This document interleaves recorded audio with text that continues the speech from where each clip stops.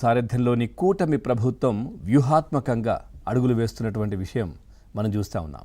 ఇక రాజధాని అమరావతితో పాటు రాష్ట్రంలోని వివిధ ప్రాంతాల అభివృద్ధి కోసం ప్రభుత్వం కీలకంగా అడుగులు వేస్తోంది. అందులో భాగంగా సీఎం చంద్రబాబు విదేశాల్లో పర్యటిస్తూ రాష్ట్ర అభివృద్ధి కోసం అహర్నిశలు శ్రమిస్తున్నటువంటి విషయం మనం ఒకవైపు చూస్తూ ఉన్నాం. ఆ క్రమంలో ఇప్పటికే సింగపూర్ కావచ్చు, దావోస్ సైతం ఆయన పర్యటించారు, పెట్టుబడులను ఆహ్వానించారు. సో దానికి సంబంధించి ఎంఓయూలు కావచ్చు, ఇవన్నీ కూడా మనం చూసాం. తాజాగా సీఎం చంద్రబాబు మరోసారి విదేశీ పర్యటనకు సిద్ధమయ్యారు. 2 రోజుల పాటు ఇటు దుబాయ్, అబుదాబి, యుఏఈలో పర్యటించనున్నారు. అట్లాగే విశాఖపట్నంలో జరిగే భాగస్వామ్య సదస్సుకు విదేశీ పెట్టుబడిదారులను ఆహ్వానించేందుకు ఆయా దేశాల్లో ఆయన పర్యటించనున్నారు. ఈ పర్యటనలో భాగంగా రియల్ ఎస్టేట్స్, భవన నిర్మాణం కావచ్చు, లాజిస్టిక్స్తో పాటు ఇటు రవాణా, ఫైనాన్స్, సర్వీసెస్, ఇన్నోవేషన్ రంగాల్లో పెట్టుబడిదారులను ఆయన ఆహ్వానం పలకనున్నారు. మరోవైపు మనం చూస్తూ ఉన్నాం, మంత్రి లోకేష్ సైతం రాష్ట్రంలో పెట్టుబడుల కోసం ఆస్ట్రేలియాలో పర్యటిస్తున్నారు. ఇప్పటికే గూగుల్ వంటి సంస్థలు ఏపీలో భారీ పెట్టుబడులు కూడా పెట్టినటువంటి విషయం మనం చూస్తూ ఉన్నాం. దానికి తర్వాత దానికి సంబంధించి అంత పెద్ద సంస్థ వచ్చిన తర్వాత మిగతా సాఫ్ట్వేర్కి సంబంధించి కావచ్చు, ఇతరత్ర అవన్నీ కూడా అక్కడికి వచ్చే అవకాశాలు ఉన్నాయి. దానికి సంబంధించి కూడా చర్చలు జరుగుతున్నటువంటి పరిస్థితులు ఒకవైపు. సో ఈ విధంగా జరుగుతూ ఉంటే మళ్ళీ మన జగనన్న రాష్ట్రంలో దిగారు. నిన్ననే లండన్ నుంచి యలహంక ప్యాలెస్లో దిగారు జగన్మోహన్ రెడ్డి గారు. సో దీపావళి కూడా జరుపుకున్నారు.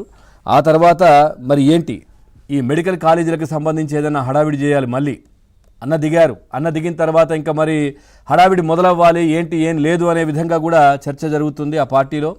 సో ఈ నేపథ్యంలో లండన్ వెళ్లే ముందు ఏ విధంగా రాష్ట్రంలో ఒక అలజడి వాతావరణం సృష్టించాలనే ఉద్దేశంతో ఆయన ప్రయత్నాలు కూడా చేసినటువంటి పరిస్థితులు. ఒకవైపు కల్తీ లిక్కర్ ఏదైతే పట్టుబడిందో, దానికి సంబంధించి దొరికిందో, సో అప్పుడు హడావిడి చేసే ప్రయత్నం చేశారు. కానీ అదంతా బూమరంగై వాళ్ళ మెడకే చుట్టుకున్నటువంటి విషయం మనం చూసాం. ఆ నేపథ్యంలో అన్న ఇంకా దాని గురించి మాట్లాడకుండా లండన్ వెళ్ళిపోయారు. ఒకవేళ అది సక్సెస్ అయ్యి ఉంటే కనుక వాళ్ళు అనుకునే విధంగా ఆ కుట్ర రక్తి కడితే కనుక అన్న ఇక్కడే ఉండి హడావిడి చేసేవారేమో. సో అది అయిపోయింది. సో ఇప్పుడు అన్న మళ్ళీ దిగారు, యలహంక ప్యాలెస్లో దిగారు అన్న. సో ఆ తర్వాత ఇప్పుడు మళ్ళీ పీపీఏ విధానం మెడికల్ కాలేజీలు ఈ అంశం పైన కూడా రేపు విస్తృత స్థాయి సమావేశం నిర్వహిస్తున్నారంట యలహంక ప్యాలెస్లో. ఏం చేయాలి?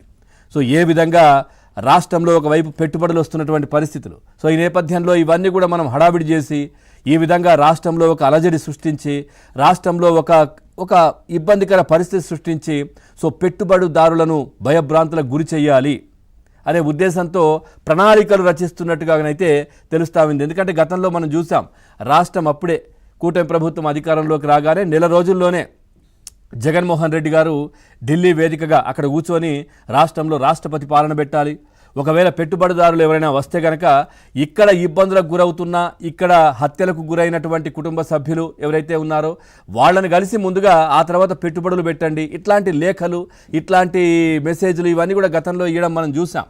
సో అప్పుడు ఎవరు కూడా విన్న పరిస్థితి లేదు. కొంచెం పెట్టుబడిదారులు అటు ఇటు అయినప్పటికీ కూడా కూటమి ప్రభుత్వం వాళ్ళకు పూర్తి భరోసా కావచ్చు, క్లారిటీ కావచ్చు, ఇవన్నీ ఇచ్చిన నేపథ్యంలో భూతాన్ని సీసాలో బంధించాం, మళ్ళీ బయటకు వచ్చే పరిస్థితి ఉండదు అని చంద్రబాబు నాయుడు గారు చాలా క్లియర్గా చెప్పారు అప్పుడు. ఆ నేపథ్యంలో అప్పటి నుంచి మళ్ళీ మొదలైంది పెట్టుబడులు.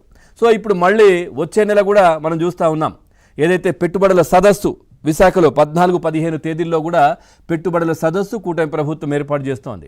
దానికి ఇటు దావోస్ నుంచి కావచ్చు, ప్రస్తుతం లోకేష్ ఉన్నటువంటి పర్యటనలో అక్కడ విదేశీయులను కావచ్చు, వీళ్ళందరినీ కూడా ఆహ్వానిస్తున్నారు.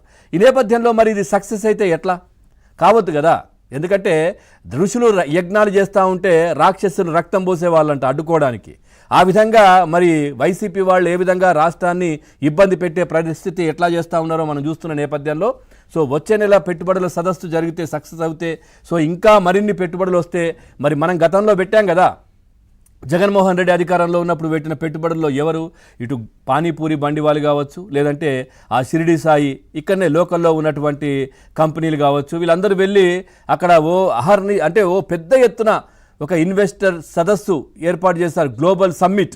సో దాంట్లో ఎవరెవరు ఎంఓయూ కూర్చుకున్నారు, ఎంతవరకు అవి కార్యాచరణ ముందుకెళ్ళాయి, ఎంతమందికి ఉద్యోగాలు వచ్చాయి అందరికీ తెలిసిందే. అదంతా ఉత్తుత్తి సదస్సు అని అందరికీ తెలిసిపోయింది.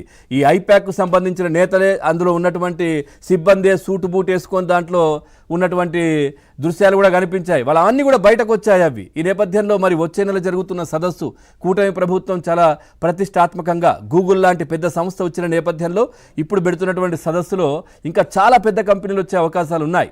చాలామంది యువతకి ఉద్యోగ ఉపాధి అవకాశాలు వచ్చే అవకాశాలు ఉన్నాయి. ప్రత్యక్షంగా పరోక్షంగా లక్షల ఉద్యోగాలు వచ్చే అవకాశం ఉంటుంది. ఈ నేపథ్యంలో దాన్ని సక్సెస్ కాకుండా చేయాలి. యలహంక ప్యాలెస్లో మీటింగ్ ప్రస్తుతం ఇప్పుడు. ఎందుకనంటే సో ఈ పీపీఏ విధానము ఏదైతే మెడికల్ కాలేజీలు ఈ నేపథ్యంలో ఒక హడావిడి చేయాలి, మళ్ళీ మనం అంతా రోడ్ ఎక్కాలి, ఇవన్నీ కూడా కుట్రలకు కుయుక్తులకు వాళ్ళంతా ప్రణాళికలు రచిస్తున్నటువంటి పరిస్థితి అయితే ప్రస్తుతం కనబడతా ఉంది. సో ఇవన్నీ ఇప్పుడు వస్తున్నటువంటి పెట్టుబడులు కావచ్చు, వీళ్ళు చేస్తున్న కుట్రలు కావచ్చు, వీటన్నిటికి సంబంధించి కూడా మనం చర్చలోకి వెళ్దాం. చర్చలో పాల్గొంటున్నారు రాజకీయ విశ్లేషకులు అంకంరావు గారు స్టూడియోలో ఉన్నారు. సార్ నమస్కారం. అట్లాగే కాంగ్రెస్ పార్టీ సీనియర్